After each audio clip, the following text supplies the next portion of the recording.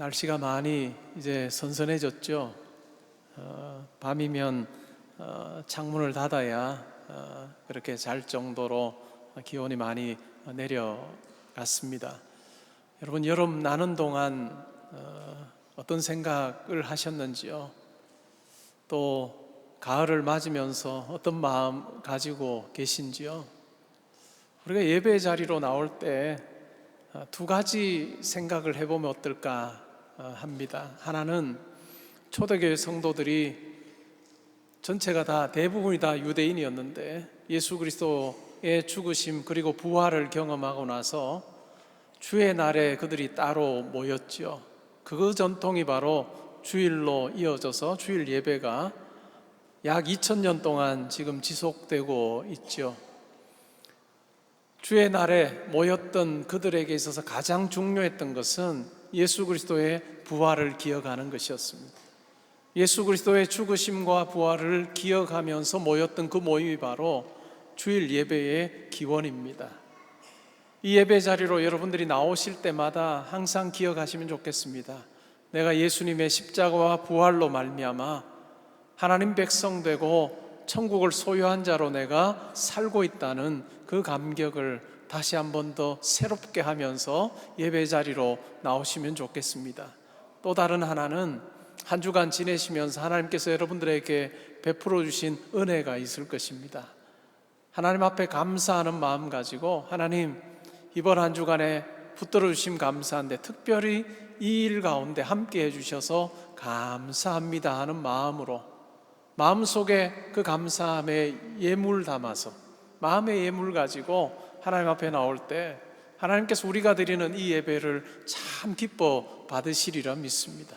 그래서 우리의 예배의 자리가 하나님 앞에 아름답고 거룩한 산 제사와 같은, 물론 예수님께서 우리의 죄를 단번에 해결하는 완전한 제사를 드리심으로 더 이상의 제사는, 그와 같은 속죄의 제사는 필요 없으나 이와 같은 감사의 제사는 우리가 히브리서 13장을 공부할 때도 배운 것처럼 입술의 찬송의 제사와 감사와 선행의 제사가 우리 가운데 필요한 것처럼 우리의 예배의 자리에서 그와 같은 마음의 감사가 가득하게 되는 그와 같은 준비된 예배자로 아버지 앞에 나올 때 하나님께서 여러분 한 분 한 분에게 예비하신 은혜 허락하여 주실 줄 믿습니다. 오늘도 이 시간이 하나님께서 예비하신 그 하늘의 신령한 복을 우리에게 허락하여 주심으로 이 세상의 어떤 것으로도 채울 수 없는 영혼의 만족함을 누리게 되는 귀한 시간 되면 좋겠습니다. 한 달을 쉬었다가 이제 사도행전으로 다시 우리가 돌아옵니다. 사도행전 25장 오늘 말씀을 읽었습니다.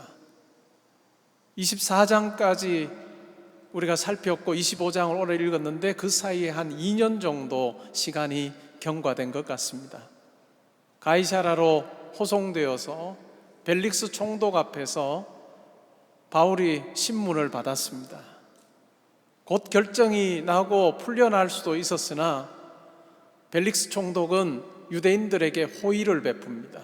24장 27절에 보면 유대인들의 마음을 얻고자 하여서 바울을 2년 동안 그냥 감옥에 묶인 채로, 메어둔 채로 그냥 내버려 두었습니다.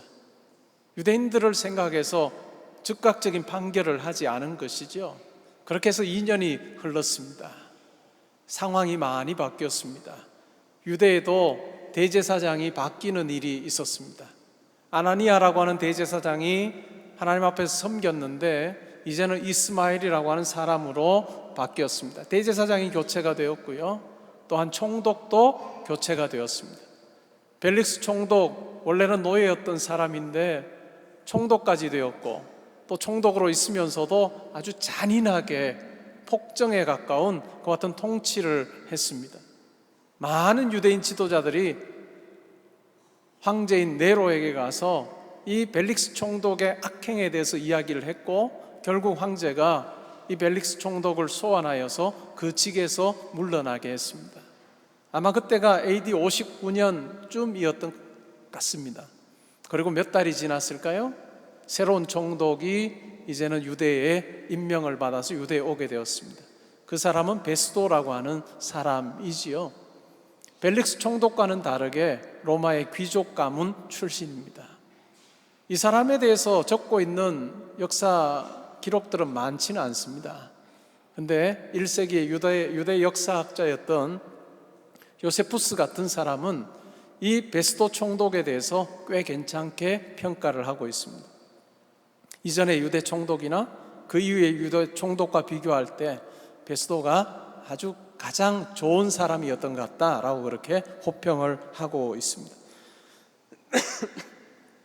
이제 이 베스도가 유대 총독이 되어서 가이사랴 지역에, 총독이 주로 머무는 그 가이사랴 지역에 도착을 했습니다. 3일 후에 예루살렘으로 올라갔습니다. 아주 이 총독이 벨릭스 총독과는 비교해 보면 굉장히 모든 일처리가 빨랐던 것 같습니다. 3일 후에 예루살렘에 올라간 이유가 뭘까요?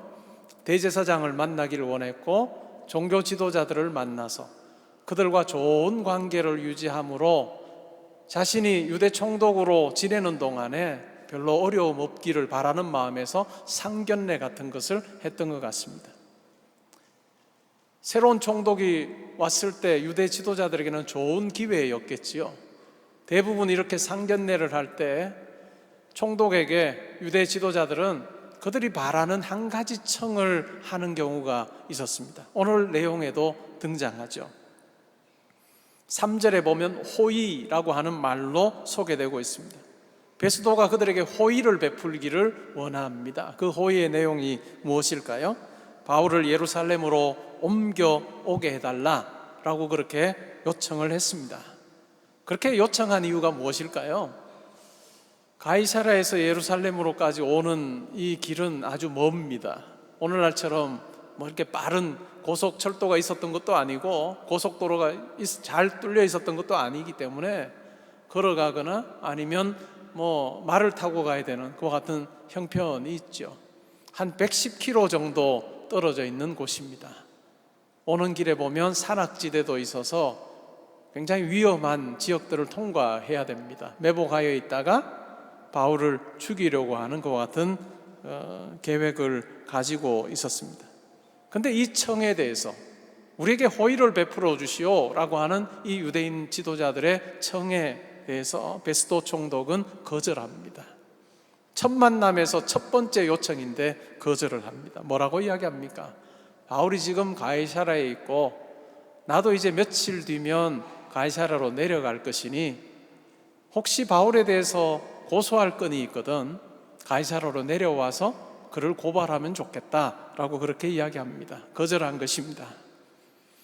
아마 이전에 총독으로 부임하기 전에 유대 지도자들이 바울을 죽이려고 한다라고 하는 이야기를 들었을 것 같습니다. 그리고 먼 거리 여행을 하던 중에 바울이 죽을 가능성이 있음에 대해서도 알아차린 것 같습니다. 그래서 거절을 했는데요. 그리고 나서 8일이나 10일 정도 머문 후에 가이사랴로 내려갔습니다. 그리고 그 다음 날 재판을 시작합니다. 얼마나 신속하게 처리하는지요. 벨릭스는 미적미적대면서 미루고 했던 것과는 아주 다른 모습입니다. 총독으로서의 자기 역할을 잘 감당하려고 하는 모습을 발견할 수 있습니다. 이튿날 재판이 열렸고 바울을 재판장에 불러냈습니다. 그리고 유대로부터 내려온, 예루살렘으로부터 내려온 사람들이 바울을 둘러싸서 바울에 대해서 고발하기 시작합니다. 여러 중요한 사건들을 들어서 바울을 고발하고 있습니다.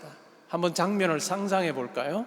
많은 사람들이, 유력한 사람들이 예루살렘에서 내려와서 바울을 둘러서서 여러 가지 사건으로 바울을 고발하고 있는 그 장면. 문자적으로 둘러서서 고발한 것일 수도 있고 아니면 그 사람들의 수는 많고 바울은 혼자서 변론해야 되는 그 같은 모습을 이 말로 설명한 것일 수도 있습니다. 근데 증거를 대지 못합니다. 그러자 바울이 이렇게 변명하지요. 8절에 보면 세 가지를 이야기하는데 내가 유대인의 율법이나 성전이나 가이사에게나 도무지 죄를 범한 것이 없습니다. 율법이나 성전이나 가이사에 대해서, 황제에 대해서 내가 불법을 행한 것이 없습니다 라고 분명하게 이야기를 합니다.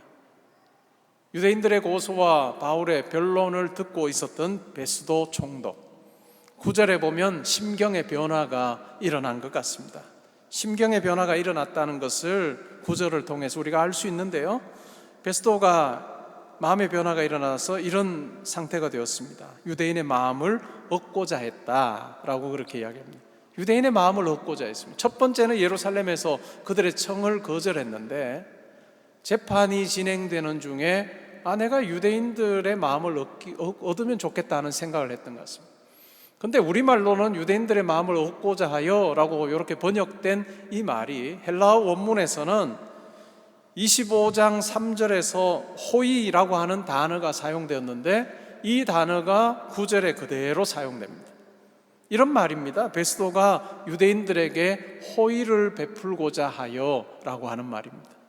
똑같은 단어를 사용하고 있는 거예요. 호의를 처음에는 거절했다가 이제는 호의를 베풀어야 되겠다라고 하는 마음의 변화가 생겼습니다. 그러면서 이렇게 묻습니다.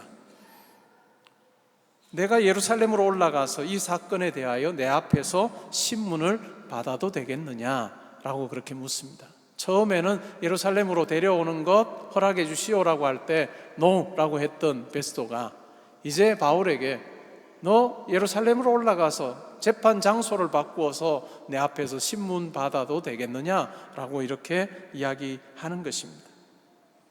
그러자 이 심경의 변화를 간파했던 바울이 이렇게 답합니다. 내가 가이사의 재판 자리에 섰으니 마땅히 거기서 신문을 받아야 할 것입니다. 당신도 잘 아는 바와 같이 내가 유대인들에게 불의를 행한 일이 없습니다. 만일 내가 불의를 행하였다면 죽는 것이 마땅하지만, 만일 이 사람들이 고발하는 것이 사실이 아니면 아무도 나를 그들에게 내어줄 수 없습니다. 내가 가이사에게 상수합니다. 이렇게 바울이 하는 이 대답 중에서 11절에 나오는 아무도 나를 그들에게 내줄 수 없습니다 라고 하는 이 말 속에 우리말 번역으로는 간파하기 어려운 이 베스도 총독, 새로운 총독을 향해서 그 제안 자체가 합당하지 아니하고 당신이 유대인들에게 가지고 있는 그 호의라는 것 자체가 실현될 수 없습니다 라고 하는 거절의 의사를 밝히는 것을 원문을 통해서는 볼 수 있는데, 어떤 것에서 우리가 찾아볼 수 있는가 하면 내줄 수 없다라고 하는 이 말입니다. 내준다라고 하는 이 동사가 호의라고 하는 그 명사의 동사 형태입니다. 호의를 계속해서 베풀어야 되겠다라고 하는 생각, 호의를 또 베풀어 달라고 요구했던 그들은 어떤 유대인들의 간청에 대해서 내가 호의를 베풀면 좋겠다라고 할 때 그 카리스라고 하는 호의라고 하는 단어를 썼는데, 그 단어의 동사 형태 카리조마이라고 하는 단어를 사용합니다. 물론 그 단어의 의미는 내주다라고 하는 의미도 있지만, 요 문맥 속에서 우리가 읽어보면 당신이 호의를 베풀어서는 안 됩니다 라고 하는 의미가 이 속에 담겨 있습니다. 그러면서 거절의 의사를 밝히고 내가 황제에게 가서 재판받기 원합니다 라고 그렇게 상소를 합니다. 로마 시민이라면 지역재판소에서 불편부당하게 판결을 받고 처벌받지 아니하도록 하기 위해서 로마의 초대 황제였던 아우구스투스가 이 법을 제정하였습니다. 그와 같은 형편에 처하게 될 때 황제에게 내가 재판을 받기 원합니다라고 상소를 하면, 로마 시민권자면 누구든지 황제에게 재판을 받을 수 있는 길을 열어둬야 된다라고 하는 법령이 있었습니다. 근데 단서조항이 있었습니다. 단서조항이 뭐냐 하면, 이제까지 지역재판소에서 재판을 하던 중에 이 사람이 명백한 죄가 없다라고 하는 것이 있는 경우에, 지역재판소에서 판결을 쭉 하던 과정에서 이 사람 분명히 죄인이다, 중대한 죄를 지었다라고 하는 경우에는 총독이나 재판장이 이와 같은 상소를 거절할 권한이 있었습니다. 그런데 바울의 경우는 어떨까요? 바울의 경우에는 베스도 총독이 느낄 때는 거절할 만한 그와 같은 혐의가 없었습니다. 그래서 계속 바울이 이야기할 때, 변론할 때도 어떤 내용을 이야기합니까? 내가 유대인들에게 잘못한 일이 없습니다 라고 하는 이야기를 계속 하는 이유도 바로 이 상소가 성립되기 위한 조건으로 그것이 필요했기 때문입니다. 12절에 보면 베스도가 배석자들과 상의를 합니다. 그리고 이렇게 말합니다. 내가 가이사에게 상소하였으니 가이사에게 갈 것이라 라고 하면서 이 바울의 상소를 받아들입니다. 우리가 사도행전 25장 1절부터 12절까지 읽으면서, 아니 사도행전 22장부터 해서 지금까지 쭉 읽으면서 왜 이렇게 재판 과정에 대해서 많이 다루고 있을까라고 하는 생각을 하는 경우도 있었을 것입니다. 바울이 3차 전도 여행을 하면서 도시에 가서 복음 전하고 사람 만나고 여러 가지 일을 해간 것은 자세하게 기록하지 않았는데 왜 사도행전 22장에서부터 지금까지, 아니 26장까지 재판 과정을 그렇게 소상하게 이야기할까? 22장에서는 바울이 유대인들 앞에서 변론하는 내용을, 23장에서는 사내들인 공회원 앞에서 변론하는 내용을, 24장에서는 총독 벨릭스 앞에서 변론하는 내용을, 25장에서는 베스도 앞에서 변론하는 내용을, 그리고 26장에서는 재판 같지는 않지만, 왜냐하면 벨릭스가 이미 바울을 로마로 보내기로, 베스도가 바울을 보내기로 결정한 후기 때문에 이제 숙제가 하나 베스도 총독에게 생긴 거죠. 이 바울을 보내긴 해야 되는데 황제에게 아무것도 적지 않고 보낼 수는 없습니다. 그래서 왕에게, 아그리빠 왕에게 당신이 기독교에 대해서도 더 잘 아니 바울을 한번 만나보고 내가 황제에게 쓸 말을 좀 나에게 전해주시오 라고 하는 청을 하여서 26장에서는 아그리빠 왕 앞에서 바울이 신문을 받게 됩니다. 5장에 걸쳐서 왜 이렇게 적고 있을까라고 생각을 해보면 오늘날 21세기를 사는 우리에게는 의미 없어 보입니다. 더군다나 세계에 기독교인으로 사는 사람들이 정말 많은 이 시대에, 그리고 기독교라고 하는 것이 이단 종교가 아니라 아주 공인된 종교로서 많은 세계 사람들에게 의해서 받아들여지는 이 시대에는 이러한 5장에 걸친 재판을 통해서 바울이 혐의가 없었다 라고 하는 것이 의미 없었을지 모르지만, 그러나 이 사도행전과 누가복음이 기록되지 1세기에 보면 이 내용은 꼭 필요한 내용이었던 것 같습니다. 오늘날 우리가 예수를 믿는 것을 기독교라는 이름으로 부르지만 그때는 기독교라고 하는 이름도 붙여지지 않았던 때고, 예수 믿는 자들을 이야기하면서 그 도를 믿는 사람들이라고 그렇게 지칭했던 그와 같은 시대, 유대교 같기는 하지만 유대교와는 또 다른, 정확히 정체를 알 수 없는 그와 같은 주장을 하는 그 사람들, 그리고 그 무리들, 그리고 거기서 말하는 그 내용 과연 신뢰할 만한가? 특별히 그 당시 로마 사회 속에서 로마의 관습을 해치거나 아니면 해롭게 할 그와 같은 위협이 될 만한 종교인가 아닌가, 움직임인가, 무브먼트가 아닌가라고 고민할 법한 그와 같은 시대에서, 그 상황 속에서 5장에 걸쳐서 이야기하면서 신문했던 벨릭스도 베스도도 그리고 아그리빠 왕도 바울이 특별히 잘못한 것이 없음을 계속해서 인정하는 그 내용을 통해서 사도행전을 읽어가는 많은 사람들에게, 로마의 사람들에게 기독교를 믿는 것이 위험하지 아니하니 예수를 믿도록 하시어 권유하기 위한 그와 같은 의도로 소상하게 기록을 했던 것 같습니다. 특별히 누가복음 1장의 앞부분에 보면 누가복음과 사도행전이 이어진 책인데, 이 누가복음과 사도행전을 쓰면서 데오빌로라고 하는 1차 수신자에 대해서 언급을 합니다. 하나님을 사랑하는 자라고 하는 이름의 뜻을 지닌 데오빌로, 각하라고 부르면서, 이 데오빌로 각하를 생각해 보면 아주 로마 사회 중에서도 굉장히 고위층에 있었던 사람에게 이 누가복음과 사도행전을 누가가 적어서 보내고 있습니다. 이러한 내용들을 쭉 적어가면서 당신이 예수를 믿게 되었든 아니면 앞으로 믿으려고 하든 두려워하지 말고 믿으시오. 이 기독교를, 이 도를 믿는다는 것이 당신이 가진 어떤 지위를 잃어버리게 하거나 아니면 이 세상을 전복하는 그와 같은 위험한 것이 아니라 예수를 믿음으로 영생에 이르게 하는 그와 같은 내용들을 다루고 있으니 주저하지 말고 믿으시오 라고 하는 의도가 이 속에 있는 것 같습니다. 그 당시 의미에서는, 그 당시 상황 속에서는 의미가 있었던 것 같습니다. 오늘날 우리가 이 본문을 읽으면서 또 다른 측면에서 생각을 하게 됩니다. 여러분은 어떤 생각을 하셨습니까? 바울의 입장에서 생각해 보면 어떨까요? 바울처럼 로마 제국 전역을 다니면서 예수 그리스도의 복음을 전하는데 자기의 시간을 쪼개고 핍박을 당해도 그 일을 감당했던 바울의 입장에서 자기가 죄를 범하지도 않았는데 가이사랴의 감옥에서 2년 동안을 지낸다는 것, 어떤 생각이 들었을까요? 야, 내 인생에 왜 이와 같은 일이 있을까? 내가 참 허비하는 것 같다라고 하는 생각을 했을 것 같습니다. 과연 하나님께서 나를 이곳에 2년 동안이나 매여 있게 하신 의도가 무엇일까라고 하는 고민을 참 많이 했을 것 같습니다. 그런데 이와 같은 고민의 힌트를 우리가 얻을 수 있는 것이 빌립보서 1장입니다.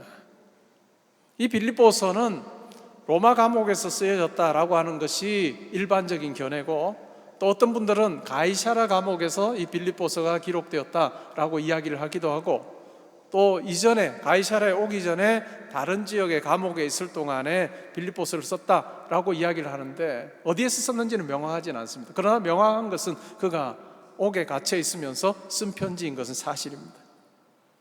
빌립보서 1장에서 이렇게 이야기해요. 나의 매임 자체가 아무 의미 있는 것인 줄 알았는데 나의 매임으로 오히려 복음이 더 확산되는 일이 일어난 것에 대해서 아주 놀랍다고 이야기하며 적고 있습니다. 나의 매임으로 모든 시위대 안에서와 밖에 모든 사람들에게 복음이 증거된 것, 그것은 참 놀라운 일이다 라고 그렇게 이야기합니다. 바울은 매인 몸으로 있으면서도 자기를 돌보는 간수나 또한 거기에 사는 사람들에게 할 수만 있는 대로 복음을 전하려고 노력했던 것 같습니다. 만일 그 일만 있었다면 바울이 자유롭게 되어서 로마 제국 전역을 다니면서 복음 전하는 것보다 효과가 없다고 생각하기 쉬웠을 것 같습니다. 그런데 하나님께서는 바울의 매임을 통해서 또 다른 방식으로 일하셨습니다. 복음 전하다가 감옥에 갇힌 바울을 보면서 어떤 성도들은 담대하게 나도 복음 전해야 되겠다라고 하는 마음을 먹은 사람들도 있었습니다. 또 어떤 사람은 바울이 복음 전하다가 매여서 더 이상 복음이 전파되지 않으니 나라도, 매이지 않는 나라도 복음 전하는 일에 바울을 대신하여 열심히 내야 되겠다라고 하는 마음으로 복음 전하는 자들이 생겼습니다. 또 어떤 자들은 좋지는 않은 마음인데 바울이 시기할 정도로, 너 풀려나서 복음 전하고 싶지, 그런데 못하지, 나는 자유로운 상태에서 복음 전할 수 있어 라고 하는 그 시기하는 마음으로 복음을 전하는 자들도 있어요.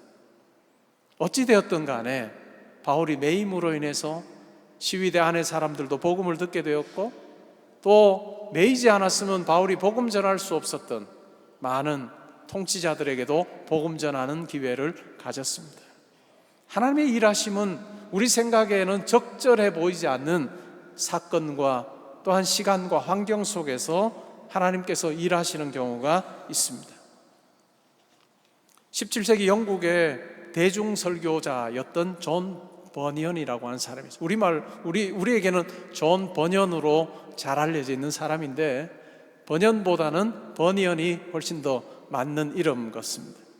17세기 영국의 상황을 보면 국왕이 허락하지 않은 설교자는 설교할 수가 없었습니다. 국교회 목사만이 설교할 수 있다라고 하는 법이 있던 그 시대에 복음을 알고 난 후에 그 뜨거운 열정을 어떻게 주체할 수 없어서 왕이 허락하지 않았지만 침례교회의 설교자가 되어서 설교했던 대중 설교자가 바로 존 버니언이었습니다. 이 존 버니언, 그는 많이 배우지 못했던 사람입니다. 대장장이였던 사람이죠. 근데 그가 설교를 하면 많은 사람들이 말씀의 은혜를 입었습니다. 심지어는 그 당시에 옥스퍼드 대학의 학장이었던 존 오웬이라고 하는 아주 유명한 신학자가 있습니다. 이 유명한 신학자마저도 내가 이 존 버니언이 설교하는 곳에 가서 내가 말씀을 듣고 싶다라고 이야기할 정도로, 그와 같은 존 오웬을 향해서 그 당시에 영국의 국왕이 너 정말로 무식쟁이 저런 존 버니언에게 가서 설교 듣고 싶은 마음이 드냐라고 할 때 존 오웬이 나도 저 사람처럼만 설교할 수 있다면 내가 가진 것 저 사람과 다 맞바꾸고 싶다.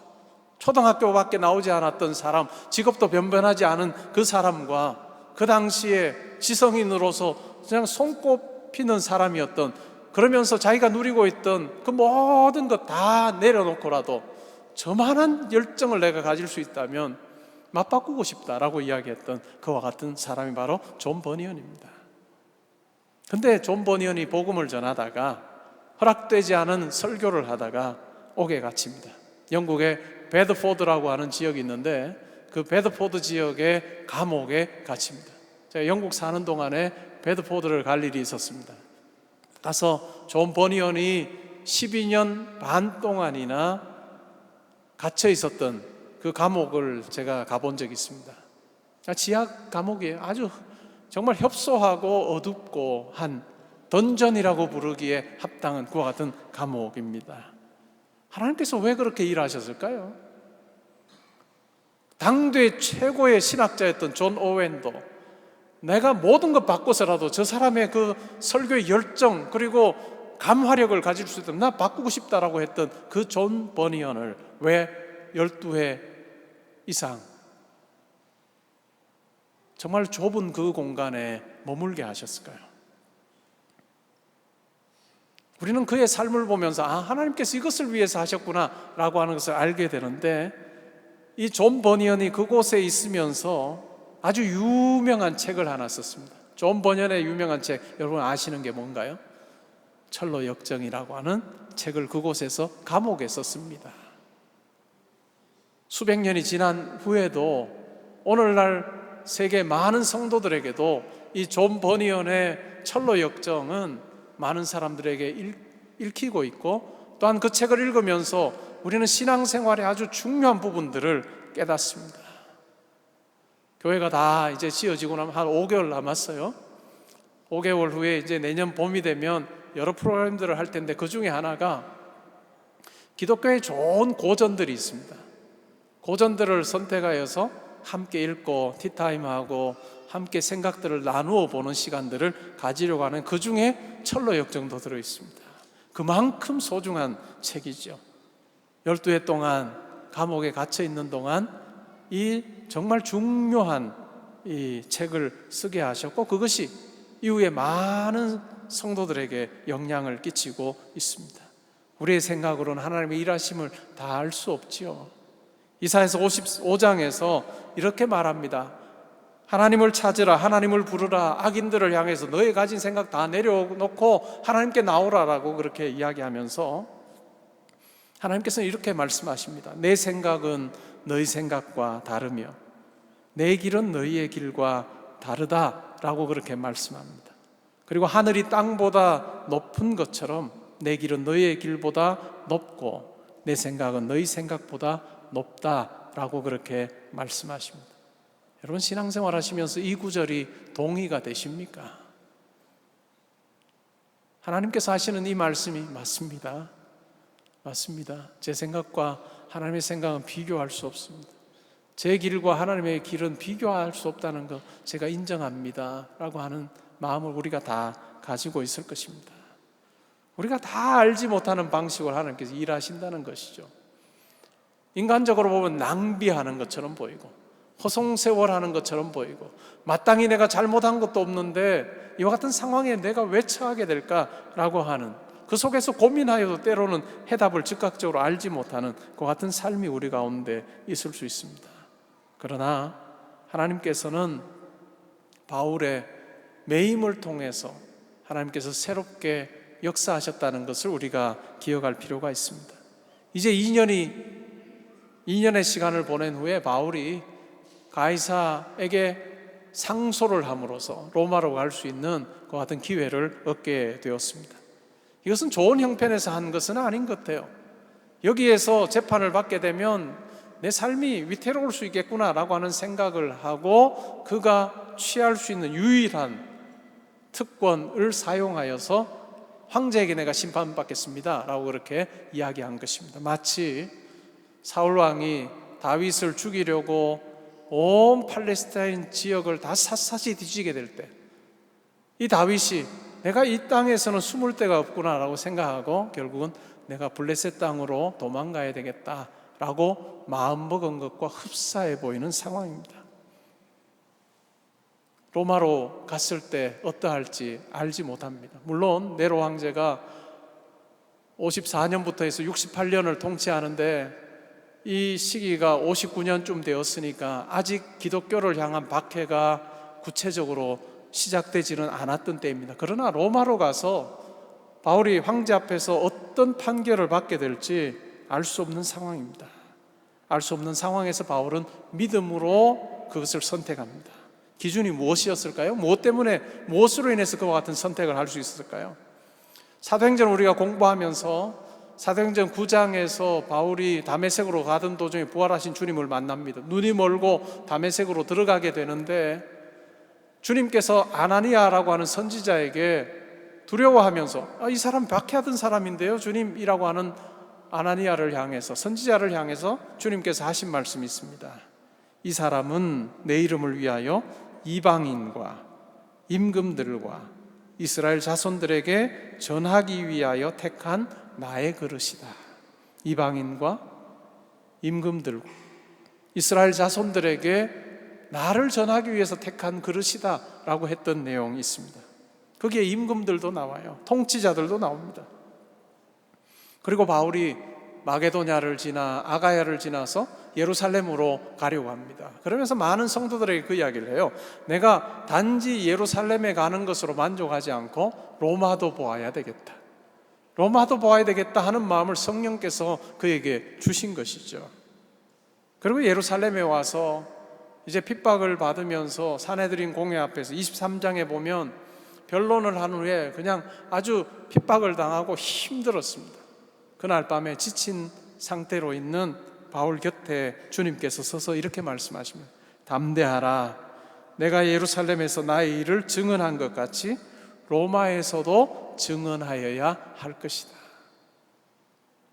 이렇게 주님께서 자기에게 말씀해 주신 것을 기억하면서 바울은 기회가 될 때 내가 로마로 가서 황제 재판을 받기 원합니다 라고 그렇게 이야기한 것입니다.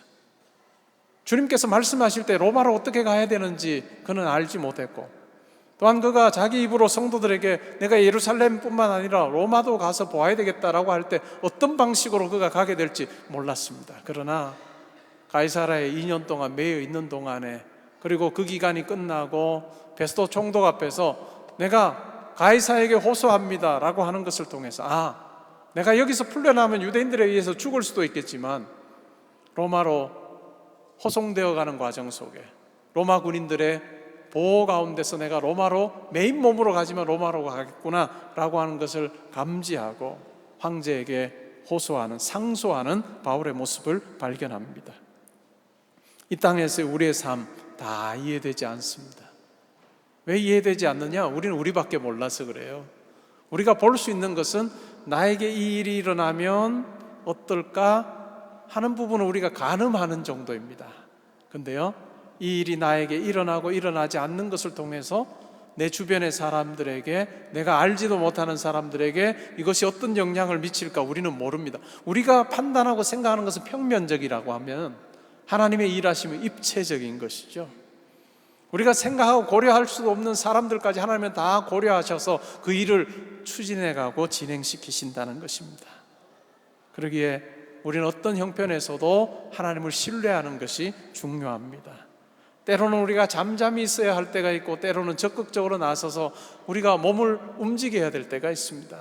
출애굽기에 보면 홍해 앞에서 모세가 하는 말을 보면 오늘 너희는 잠잠히 있어서 여호와께서 하시는 일을 보라 라고 그렇게 말씀할 때가 있습니다. 그러나 때로는 여호수아를 통해서 하나님께 주신 약속의 땅을 우리가 나아가 진격하여서 정복하자라고 그렇게 이야기하고 그 말씀에 순종해야 할 때가 있습니다. 우리의 기도의 자리 어떤 자리일까요? 우리의 기도의 자리는 그것을 분별하는 자리입니다. 하나님 앞에서 나의 뜻을 관철시키는 자리가 아니고 하나님 앞에서 하나님의 뜻을 구하면서 하나님, 제가 어떠한 행동을 해야 할까요? 하나님 저에게 가르쳐 주십시오라고 하는 그 부름을 아뢰는 그 기도의 자리, 그것이 우리 가운데 필요합니다. 하나님의 뜻을 구할 때 하나님께서 우리에게 말씀해 주십니다. 우리에게 마음에 그와 같은 마음을 들게 하셔서 때로는 우리로 하여금 침묵하게 하실 때도 있고 나서서 일하게 하실 때도 있는 그와 같은 하나님의 일하심 앞에 하나님의 뜻을 구하는 우리의 자세가 필요한 것 같습니다. 기도의 자리는 일이 잘 된다고 높아져 있는 우리의 마음을 낮추는 자리가 되어야 됩니다.